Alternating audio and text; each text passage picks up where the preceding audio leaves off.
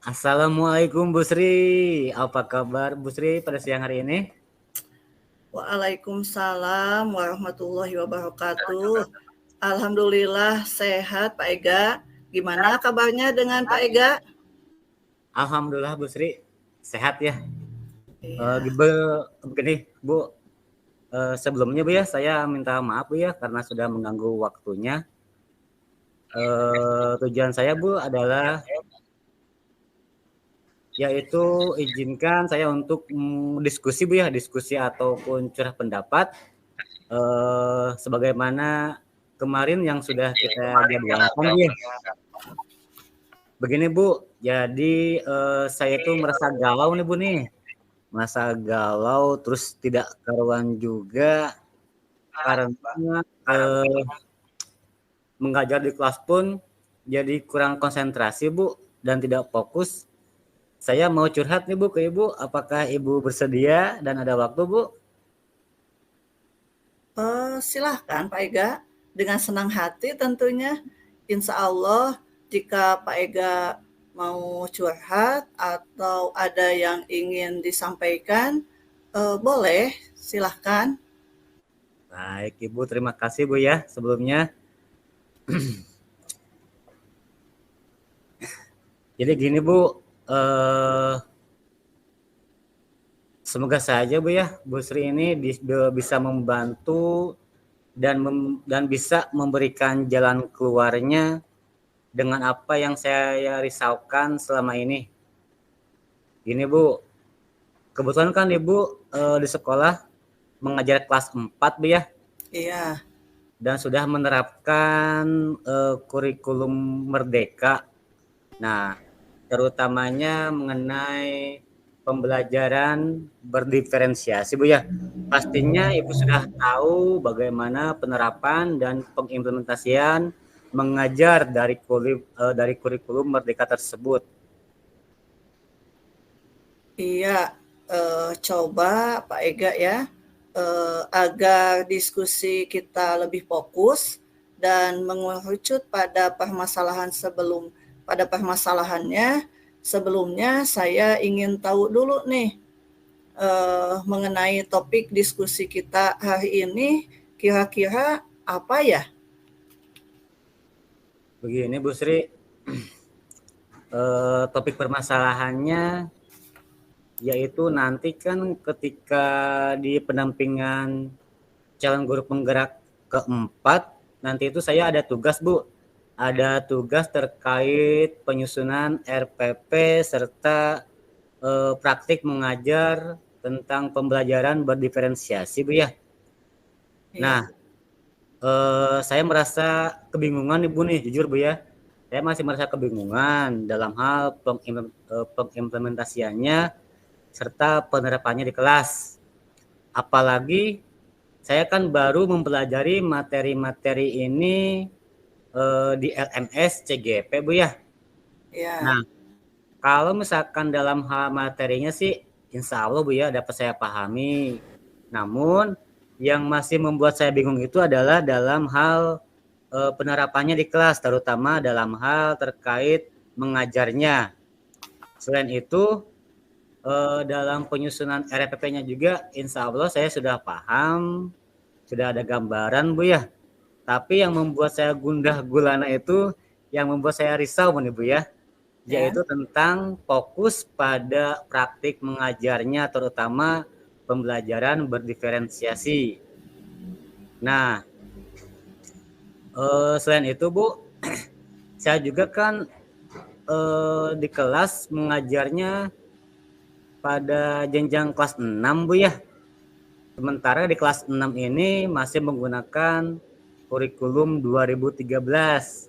Berbeda halnya dengan Ibu. Kalau Ibu kan sudah menggunakan kurikulum merdeka. Ya. Nah, jadi maksud saya adalah ingin mendapatkan pencerahan ataupun penjelasan dari Ibu terkait praktik mengajar pembelajaran berdiferensiasi tersebut. Yang baik itu seperti apa, serta bagaimana pengimplementasiannya dan penerapannya di kelas. Seperti itu, Bu.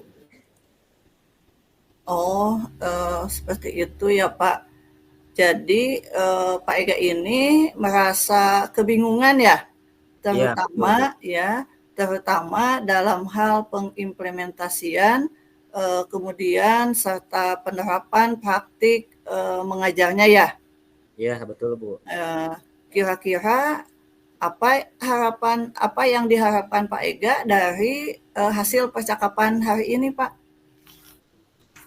Iya nih, Bu.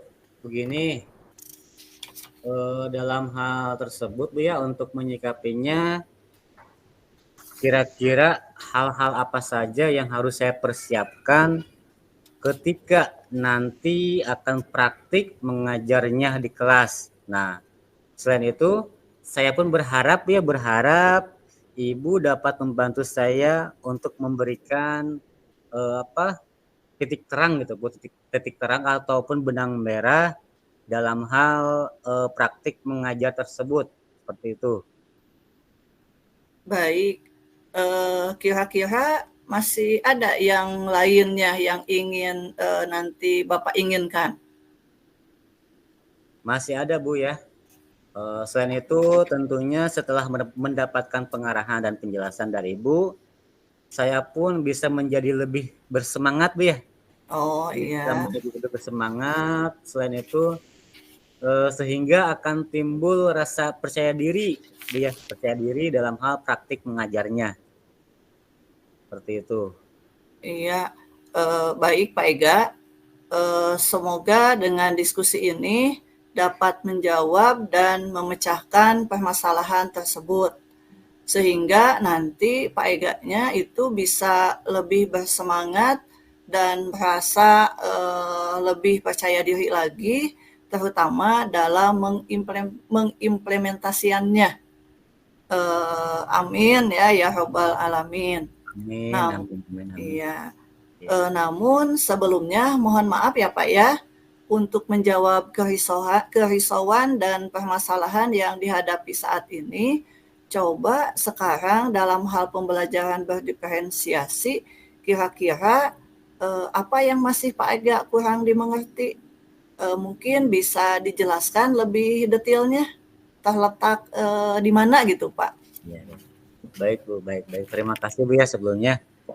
Jadi gini, Bu, adapun yang kurang saya dimengerti yaitu terletak pada poin yang pertama, kira-kira bagaimana sih, Bu, saya dapat mengelola kelas untuk memenuhi kebutuhan murid secara individu, pastinya tuh, Bu ya. Oh Terus iya, selanjutnya yang kedua yaitu apa saja sih, Bu, yang dapat saya lakukan atau yang dapat saya ketahui tentang latar belakang murid saya, terutamanya dalam hal pembelajaran sebelumnya dan perkembangan keterampilan mereka. Nah, poin yang ketiga, ketika dalam hal apa yang saya ketahui tentang minat murid saya, Bu, seperti itu ya. iya, Tentang minat murid saya ketika mereka berada di sekolah maupun di luar sekolah. Sehingga saya bisa menjadi seorang motivator, ya Bu, seorang motivator dalam tujuan mereka belajar. oh Nah, iya, selanjutnya poin yang keempat, kira-kira apa sih yang harus saya ketahui tentang profil belajar murid serta gaya belajar yang mereka sukai, ya Bu ya, terutama murid saya di kelas. ya, Dan yang terakhir, bagaimana sih Bu saya bisa menggunakan informasi tentang minat,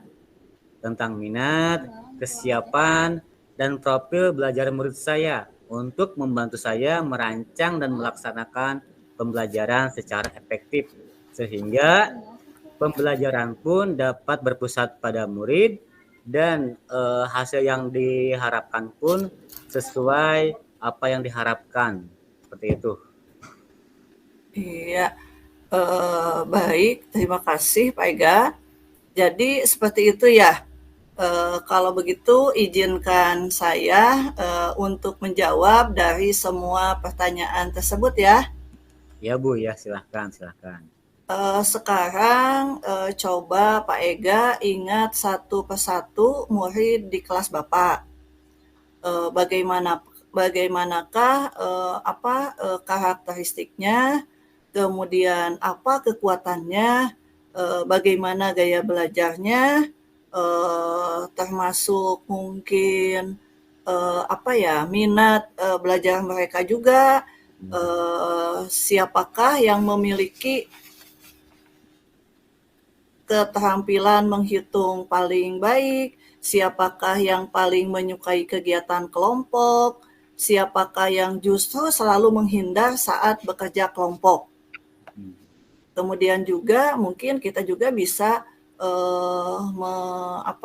melihat lagi siapa yang level membacanya paling tinggi, siapakah murid yang masih perlu dibantu untuk meningkatkan keterampilan memahami bacaan mereka. Siapakah yang paling senang menulis, siapakah yang paling senang berbicara. Setiap harinya tanpa disadari, guru dihadapkan oleh keberagaman yang banyak sekali bentuknya. Mereka secara terus-menerus menghadapi tantangan yang beragam dan kerap kali harus melakukan dan memutuskan banyak hal dalam satu waktu. Ya Pak ya? Keterampilan ini tentunya banyak yang tidak disadari oleh para guru. Karena begitu naturalnya hal ini terjadi di kelas dan betapa terbiasanya guru menghadapi tantangan ini. Berbagai usaha mereka itu sebenarnya sudah dilakukan, yang tentu saja tujuannya adalah untuk memastikan setiap murid di kelas mereka itu bisa sukses dalam proses pembelajarannya. Namun demikian, pembelajaran berdiferensiasi bukanlah berarti bahwa guru itu harus mengajar dengan misalkan 32 cara yang berbeda untuk mengajar 32 orang guru ya. Jadi kita bukan berarti mengajar untuk anak ini begini, anak begini, itu kan tidak seperti itu ya Pak ya. Bukan pula misalkan dengan memberikan tugas yang berbeda untuk setiap anaknya. Namun nanti pembelajaran berdiferensiasi ini bukanlah sebuah proses pembelajaran yang semrawut yang gurunya kemudian harus harus membuat beberapa perencanaan pembelajaran sekaligus, kemudian di mana guru juga harus berlari ke sana kemari untuk membantu, misalkan membantu si A, membantu si B, si C dalam waktu yang bersamaan. Nah, gitu Pak. Oh, gitu Bu ya. Iya. Jadi kita itu selain itu Bu harus melihat dulu berbagai macam karakteristiknya Bu ya. Gitu. Ya Pak, ya. Itu harus juga melihat latar belakang mereka, kekuatannya seperti apa, gaya belajarnya seperti apa, minat mereka. Terus selain itu berarti pembelajaran berdiferensi ini tadi seperti apa yang sudah Ibu sebutkan bahwa seorang guru bukan berarti harus mengajar misalkan ketika anaknya 32 murid Bu ya. Iya. Dengan cara yang berbeda seperti itu Bu ya. Ya, tidak mesti 32 macam gitu ya Pak ya. Iya. Nanti yang ada jadi sibuk ngurusin itu Bu ya. Iya. Kita juga pusing sendiri Pak ya. Iya.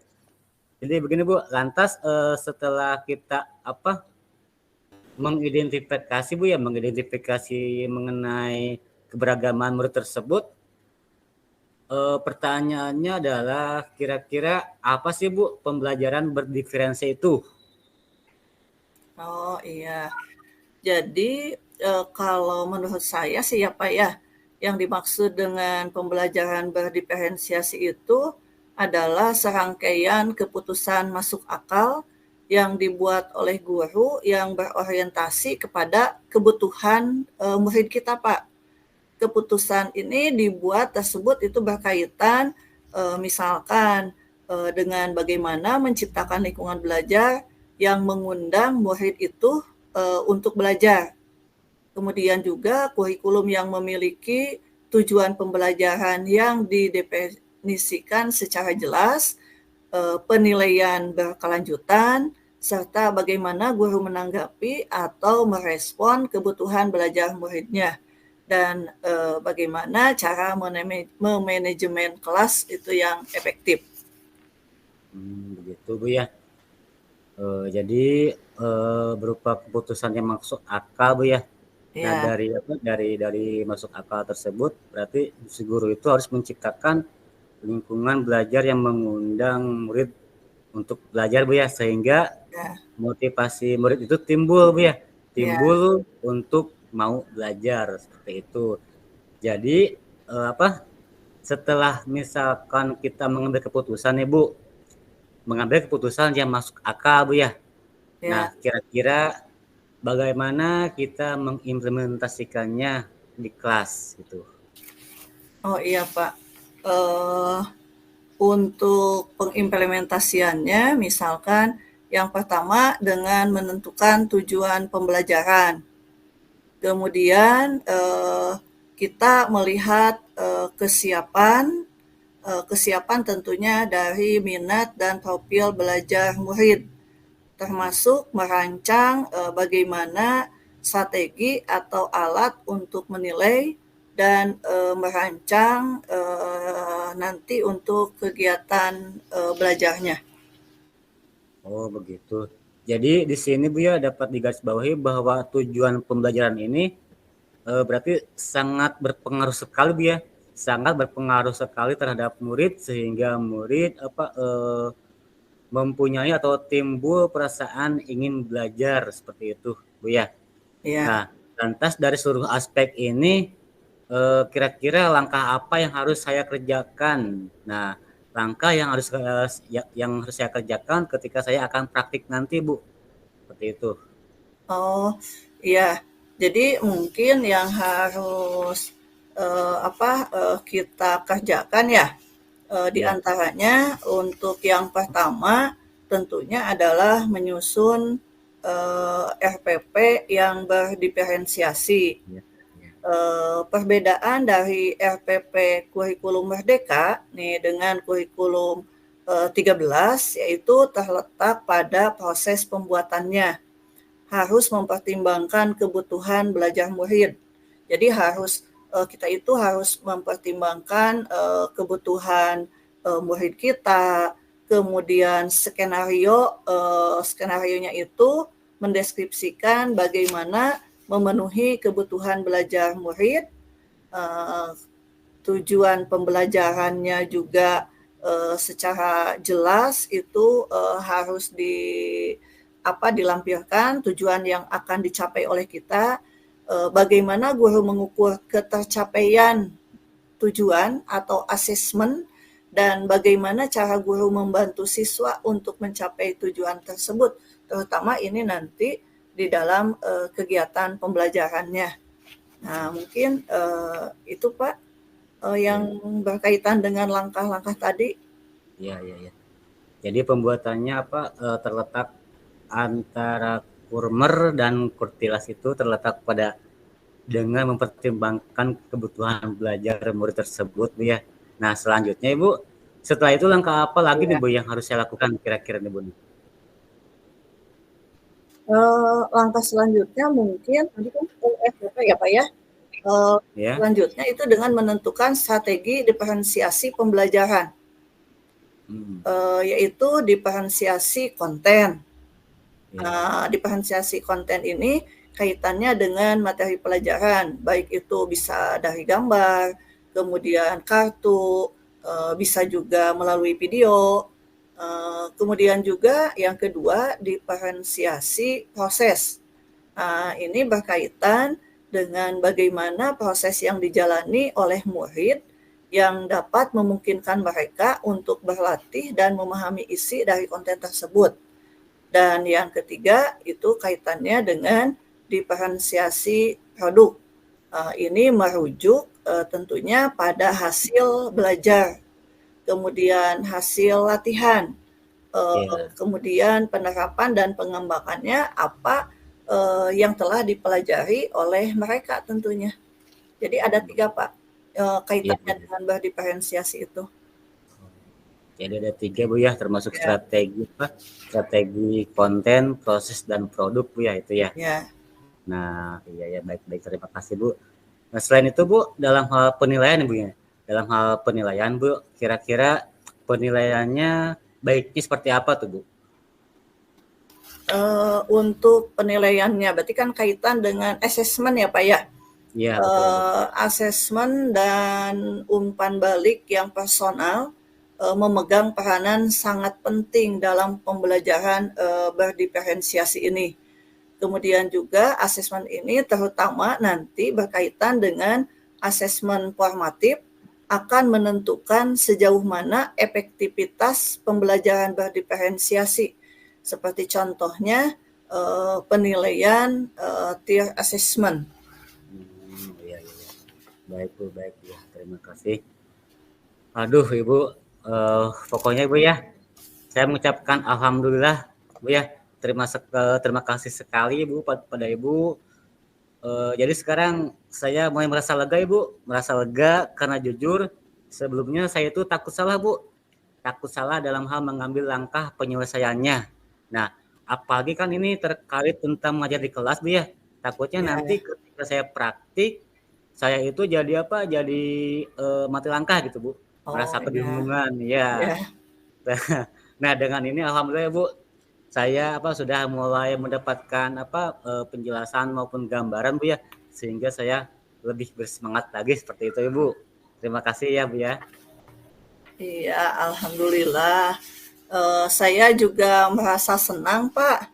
Merasa senang dan sangat bersyukur pada akhirnya Bapak sudah merasa lega.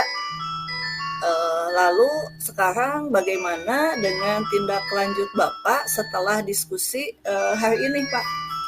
Ya, baik Ibu. Nah, mengenai ini Bu ya, mengenai hal itu pastinya saya akan dengan segera mungkin Bu ya, dengan mengeksekusi langsung praktik Bu ya, praktik langsung di kelas dengan murid di kelas Bu ya. Terus dalam proses kegiatan belajar mengajar, saya pun pastinya akan mengacu pada kurikulum Merdeka Bu ya. Oh ya, Kemudian selain itu saya juga pasti akan mempelajari Bu ya, akan mempelajari lebih mendalam tentang pembelajaran berdiferensiasi, terutama dalam hal mengimplementasikannya di kelas seperti itu. oh iya. Nah, itu sudah bagus, Pak. Terima kasih ya Pak Ega. Kemudian selanjutnya kira-kira dukungan apa yang Bapak butuhkan untuk melaksanakan komitmen tersebut, Pak? Iya, pastinya Ibu saya akan merasa lebih lebih percaya diri Bu ya. Terus selain itu dukungan yang saya butuhkan untuk melaksanakan komitmen tersebut yaitu pastinya saya akan berkomunikasi dan berkolaborasi baik dengan teman-teman guru maupun dengan peserta CGP lainnya. Nah, sehingga kami bisa sama-sama saling mengingatkan selain itu dan saling belajar Ibu, saling belajar bersama terkait pembelajaran berdiferensiasi tersebut. Seperti itu. Wah, ini ide yang sangat bagus sekali, Pak.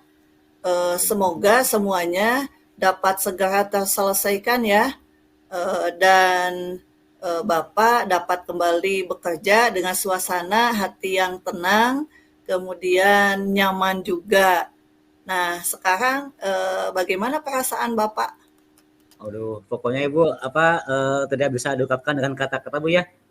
Pokoknya dengan melalui pertemuan kita diskusi ini Bu ya, walaupun secara virtual Ibu, saya sudah mendapatkan sebuah pemahaman Bu ya, pemahaman yang sangat luar biasa sekali ini yang sudah menjadi titik terang dari permasalahan yang sedang saya hadapi saat ini.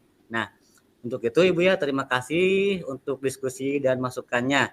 Saya merasa lega sekali Ibu, sehingga timbul dalam diri saya terutamanya rasa percaya diri dan ingin segera bertemu pada hari ketika akan praktik nanti seperti itu. Oh iya, sama-sama Pak Ega. Semoga dengan pertemuan diskusi kita kali ini, Pak Ega menjadi lebih bersemangat dan percaya diri, terutama ketika praktik mengajar di kelas nanti ya Pak ya. Ya, Tetap semangat ya Pak ya. Eh, semangat Ibu, semangat, semangat. iya, semoga mudah-mudahan apa yang sudah didiskusikan kita hari ini bisa dilaksanakan dan tujuan dari Pak Ega itu bisa tercapai ya Pak ya. Amin, amin, amin ya robbal Amin. alamin. Ya udah Ibu ya. Terima kasih Bu ya atas waktunya Ibu ya. Iya, Ya, sama-sama Pak Ega, terima saya kasih juga banyak. ya, Ya, udah Bu ya. ya. Mari Ibu. Wassalamualaikum warahmatullahi wabarakatuh. Waalaikumsalam warahmatullahi wabarakatuh. Mangga Ibu. Mohon mangga.